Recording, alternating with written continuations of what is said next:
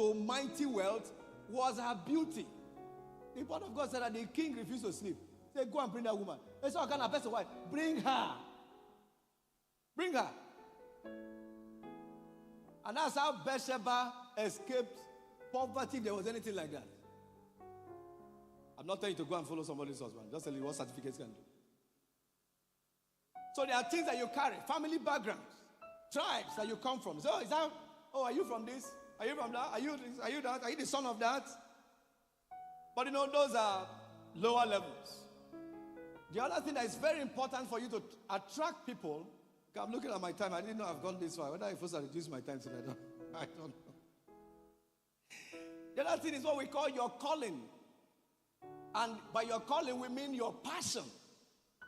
The passion that you're living, what you're living for, what you want to die, your convictions, your values that have a divine endorsement. They are very attractive. They magnet people.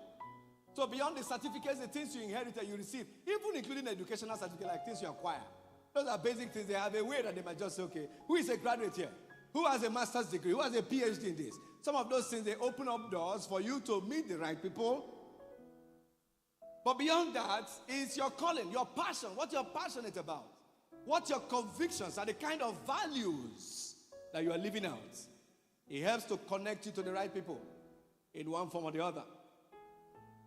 And you can find that several times in the scriptures. I think about Joseph. Think about Potiphar's house. Think about the prison. The people just saw this young man. He was a different species. This guy was not a cheat. This guy was pursuing something. In fact, he didn't tell them in the dream, in the prison of Potiphar, that you see, I'm carrying a staff. People are going to bow down. No, those ones were things that happened before. This time, only thing he had was just his zeal to work. It was just his godly virtues. His uncompromising connection to truthfulness. The guy was just honest. The guy was just hardworking. The guy was just diligent. So there was something about him. Wow, who is this guy? Who is this guy? They saw him. They saw his passion. They saw his convictions. They saw the values he was living out. And they said, bring him into that space. Be in charge. Be in charge. Oh, yeah? Now, from now, it's only my wife I'm going to keep from you. Be in charge here. No, you're a slave. Be in charge of my house. Gets to the prison. In fact, take care of other prisoners. When you live out values, virtues, passion, and I've said that over and over here, young people, listen, there's an indictment on your generation. They say your generation is a passionless generation. And passion is something you're willing to live for and to die for. That is a valueless generation. There's nothing like value is now relative. The world you live in, honesty is relative. It depends on what you mean by honesty. I can be a cheat and I'm an honest person. It depends on what you call it business. We call it different names.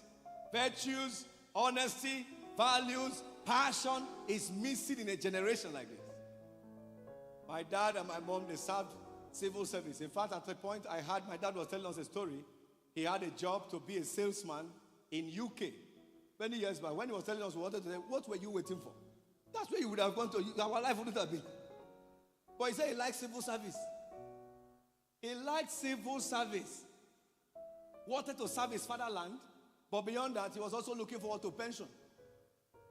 That salesman in UK will not give him pension. Last time that there was commitment and loyalty to government. You need to see a civil servant, a teacher. They like their job like there's no tomorrow. They're proud about it. They wanted to be there. They wanted to serve the government. When they were singing Arise, O Compatriots, they were the people who wrote it. They knew what it means. Nigeria's call obey, to serve our fatherland. That's it. But not so. Our generation, the closest word now is Japa. How to kill the system, get anything you can get, all those are there. But, if you want to attract the right people, you must be a person of passion. You must be a person of values. There are things you don't compromise. You must be a person that feels that calling in your life and you're able to pursue it. The next thing that attracts people is what we call craft. Skillfulness of your hand. Skillfulness of your hand, wise use of your talents, and of course, a clear commitment to a vocation. So once you see that, Proverbs chapter 22 and verse 29 gives us a good description. Seest thou a man that is diligent in his work? Where will he stand? He is going to stand before kings. Before kings. So if you are doing anything, are you a tailor? Are you a seamstress? You want to, and the work of your hand, even your neighbor cannot patronize you. Your neighbor, it's difficult to convince them to come and sew cloth with you. There's a problem. There's a problem. If you cannot sew for your neighbor, he's now president. If the moment you sew cloth for Tinubu's wife, he's inside prison, will go and bring you back because they will come and hold. Or, now you embarrass madam for program. But once you are diligent in your work, I appeared with one native that I carried. I got okay. I met one guy from Togo. He said, "Where did you get this thing from?" Man of God, I need this thing. This is the way I want to appear. Am I the person? He's the guy that's marketing his work. So I now felt more happy. But I'm wearing somebody else's work. So if you want me to introduce me, I say, come and see him there. This guy that did it. There are those of you that people are wearing your clothes to compensate you. If I know where an angle fee say no good. But just see how to wear. Just wear it and follow and help you. No, you don't get before. It's not possible. Yeah, it's the same way. Think about being in choir. Some of you here, if I ask you now, if you have a very big occasion and the president is going to be there, I say, come and select one choir member who will minister. You know who you are going to select? You may feel, it's like this one. Or you may even look and say, no, nobody for there for this church. Make I go Cherubim and Seraphim, get one day, we just sing one thing, that one night. You know, because it's a matter of the mind. If I bring Brother Williams to the game and say, Williams, I'm looking for somebody who is 100% honest, who does not lie. I want to make him to do so and so. And I put him on. He may even tell me, Reverend, I don't know anybody. He has friends. The question is that he has looked around. Because if this person mess up, this guy, I don't know anybody. I may even tell him, what does Sylvester? I said, I don't know anybody. He said, I don't know, Reverend. I don't know. You can meet him. You can meet him on your own. Once you are diligent, once you distinguish yourself with your skills, it becomes automatic. I was somewhere doing a presentation on creative life plan. And then a medical doctor came up and said, what? Wait a minute. I've been going for seminars. I'm not hearing anything like, you don't know what to carry. Please, can I bring you over to so and so? You know, they were just telling me, let's package this thing up. And every time I have opportunity to do some of those trainings, I just finished one in a small leadership meeting. And someone meets and said, please, can you make this presentation for us in Brazil? It's small, I don't do it so much. But once you start coming, you distinguish yourself a bit by doing something a lot more. When you do it well, people will look for you. So if you want to attract people, it's not by praying, Lord, I have my helper this year, they will see me. They will not see you anywhere. It's not because there's a blessing that's from God, there's a blessing that's from people. What brings you for people is your good craft. What you are able to do and you are able to do. You're a teacher, you teach with excellence. You're a preacher, you preach with excellence. You're in the office, you do it with excellence. You appear early in office. Not giving permission, not giving stories. Leaders are not people of excuses. Every time they know you give an excuse. You want to attract the right people, your craft. The other C is what we call a cause. A-C-A-U-S-E. There must be a cause, something you are pursuing. And that's, you see, it's like a progression. I don't expect all of you are young people to be in any space carrying all of them. Some of you have certificates. Some certificates you are carrying may be a very negative one. Your father was a very wicked person. Now you are born and unfortunately that's the certificate you are carrying. The place you appear, say, now that man picking, so far go kill you for you. What your father did to us. Yeah, so but there's nothing you can do about it. Now, God may help you deal with some things. You know that one of the C's is out for you. But that time is when you need to be sure that your calling is right. You're a person of passion. And you find, otherwise, if you go the other way, they say, he's doing exactly like his father. Beyond that, you need to have a cause. What do we mean by a cause? It is something that is solving a problem of humanity, a social or a spiritual problem that you want to solve for community, not for yourself. So somebody can have a company. Your company is not the cause. What your company wants to do is the cause. So I have a lot of people here who have company, registered company. Before you even come out of you have registered a business. Registered businesses don't attract people. Is what the business. Several people, especially one of the people that owned one restaurant, went to eat one of the times. And then they told us she was in the UK. And then people were just, she was working, not doing, But she goes to eat and she says, I cannot feel like I'm eating in my mother's house. No, there's this feel of when you eat at home that you have the taste of the food. It's not looking Nigerian. And that's all. You just said, I just want to, let me get a place where people can come and eat and they will feel like it's their mother's spot. They will feel that Nigeria. They will feel that Nigerianness of the meal. That's how the restaurant started. You go to Wusetu, you're going to find it. Let me not mention the name. I'm not doing marketing here. They didn't pay me. They are in many parts of the world. They started in the UK, and today they are in Abuja. They're in different parts of, they're in Lagos. A woman, her course was coming to a place and taste an African meal and know that you really ate from your mother's pot. She didn't know what was going to be ahead of her. Today she's an international businesswoman in her space, employing hundreds of people. So it's the course. What course are you pursuing in life? What is driving? What is going to be benefit to society that you're carrying, that you're driving? Oh, I want to impact my society this way. Oh, I want to do. Don't you think about people who have orphanages? Take for instance, like one symbol, some of them are fraudsters. But let's think of those who are genuine.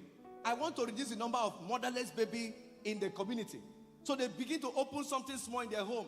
They start taking care of people. Oh, anybody's outside, please come and stay here. I don't want children to be littering around. Child trafficking, I don't want it. I want to take care of children and raise them in a home as though they had parents. That's a cause. The person may have started with his husband, started struggling. But very soon, somebody will say, I'm looking for an orphanage. And then they come into that space and they see a difference. They put that. Somebody else will say, yeah, I'm looking for one orphanage. Oh, there was one I supported in Abuja. They come there. And very soon it becomes a mighty movement in the world. Because there was first a cause. And the cause was for the good of humanity. Most times, we begin our life by thinking of our own profit. Rev say you need 1.4 billion to become a millionaire. Oh, thank you, sir. And so the next thing is start thinking of which business I go do now. We could just give me 1.5, like 2 billion. 2 billion. Say, Sister Agnes, meet me at home. Let's plan. We need to make 2 billion before December is over. That's where the failure starts. You know, that's usually where it starts from. Because you are not thinking of anything to do to humanity. There's no cause people are going to rally around. If there's any cause at all, it's a cause to make you a billionaire. You think all of us here, we leave everything we're going to do just to make you a billionaire? Nobody does that. But most times that's how business are initiated here. What will give me billion? What will give me trillion? You just keep making plans on what will make you. Those people who are able to attract resources. Don't forget, the greatest currency you need are people. They need to see your selflessness, your authenticity, your commitment to your world. Then people are going to come around you. If you like, you can accuse Microsoft for all you care. Bill Gates is it, Bill Gates that. Is he not something? Do you know how many offices? Take away Microsoft one. Take away Microsoft. Just think about your life. Don't type in. Just think. Now typewriter, you are typist for just all of you. Just think of Microsoft was small thing, just make one design, do this. Think about the value they're adding to society. I mentioned HP. Think about life without this, your cell phone. Think about life without some of these gadgets. Think about keyboard. All the people who make this, they are wealthy people. But the major thing is that they have a cause. They wanted to add value to humanity. And for every time we use what they have, we are glad to pay them. You know what? All of you use iPhone. Do you know how Apple makes all their billions that they are one of the top? For me to use space is $0.99. That's like $1. They charge it small, but they know where they just charge 3 million of us $1. I'm happy. I get a big space. Nobody offers me that kind of space. If I move on to 2.99, this is 3, and I get about 250 gig. There is space. I just pay them every month. It looks like a small $3. I just, that's okay. This is a good service. So I'm happy that I'm getting value, but that is making them multi-billionaires. But the main thing is that they are meeting a need. They are meeting a need. So we are glad to pay for it. We are glad to associate with them. Do you know how many girls have lost their virginity because of iPhone? Have lost their pride because of iPhone. So I must use iPhone 13. I must use iPhone 13. They pursue their former boyfriend who has sense and carry the Alhaji and does not have sense just to make iPhone 13. What's the problem? iPhone. It's Apple, the brand. I want whole iPhone. You must be able to add value. If you start pursuing a cause or rally around a cause, then you start attracting the right people around you. 2007, when I was denied visa the third time going to the US, and I knelt down at home and I was just praying, Lord, you know I was going to the US not for anything. I wasn't going there because I want to make money. I was going there to prepare for the ministry you've called me to do, but it is your choice. Thank you. And then I heard the Lord say to me, start. I said, start what? Start what? I just became a engineer. How can I start ministry? No theological background, no this. The Lord said, start. Remember the picture. I saw a picture where I was sitting in a broad daylight. I drew that as the logo of TCN90 today. And then I said, God, anyway, Lord, if you're saying this to me, I'm going to meet those you have placed ahead of my life. If they buy into it, then it means that you want me to do that. At that time, I knew very stained, that is, conservative Christians. I served under a boss in Nifer that was a no-nonsense person. It was when I walked to. I said that I want to start a Christian organization. And then when I finished sharing, he just looked at me and said, okay, that's good. I said, sir, it's good. I said, if you think it's good, I want to come alongside with me. Because that was what I thought. If they were agreed to come alongside, I said, come alongside. He said, yes, I'm on it. I said, you're on it? I said, okay, maybe this man has lost his cover. I traveled to Port Harcourt.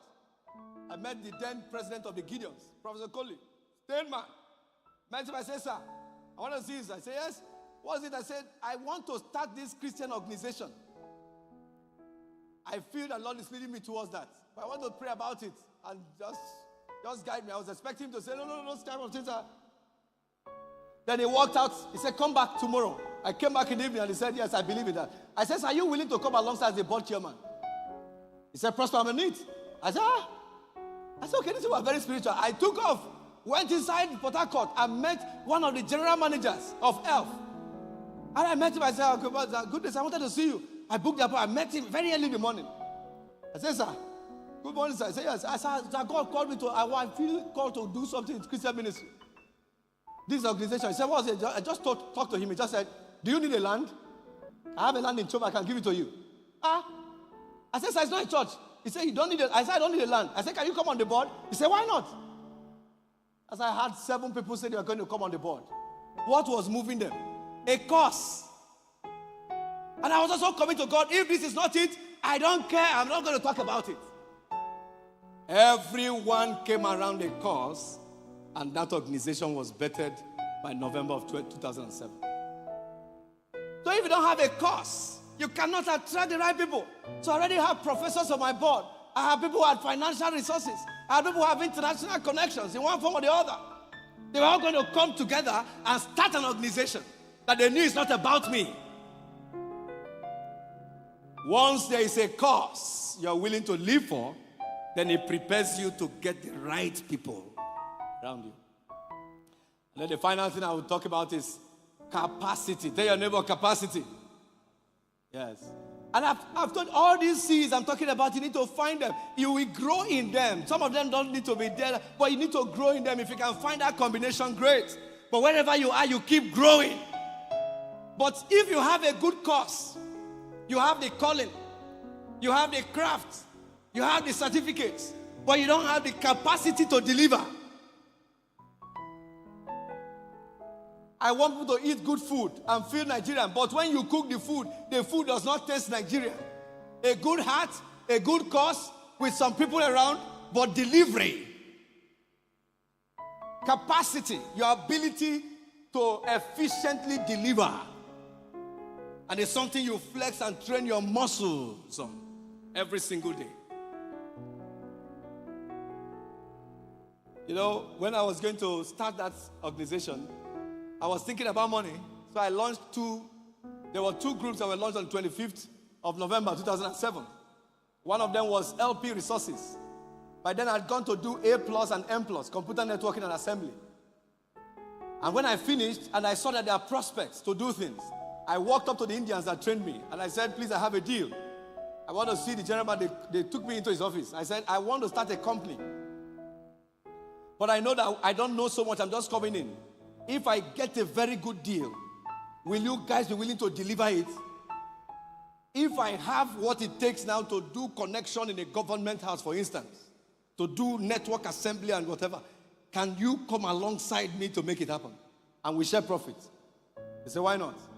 Say, once you get that, we'll sign the MOU. I went on and I started out. I just got all the things because I had access to a governor's wife at that time. Part of the things I was just already, I first of all went to my auntie's house, said, I want to do a free computer network. Don't you want to do a computer lab? He said, can do the computer. Let me go to your school. Give me a room.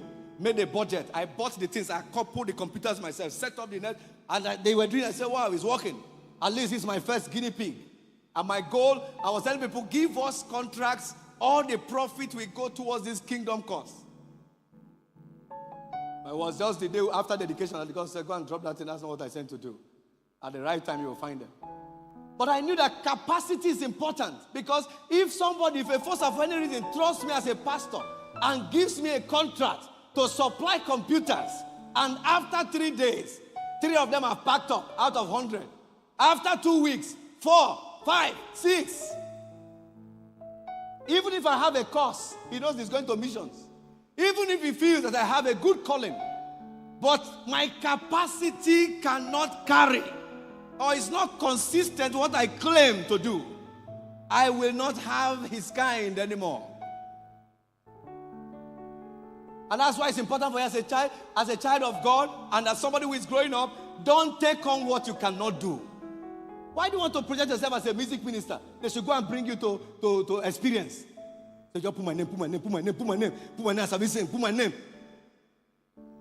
Then they now bring you to experience. Ladies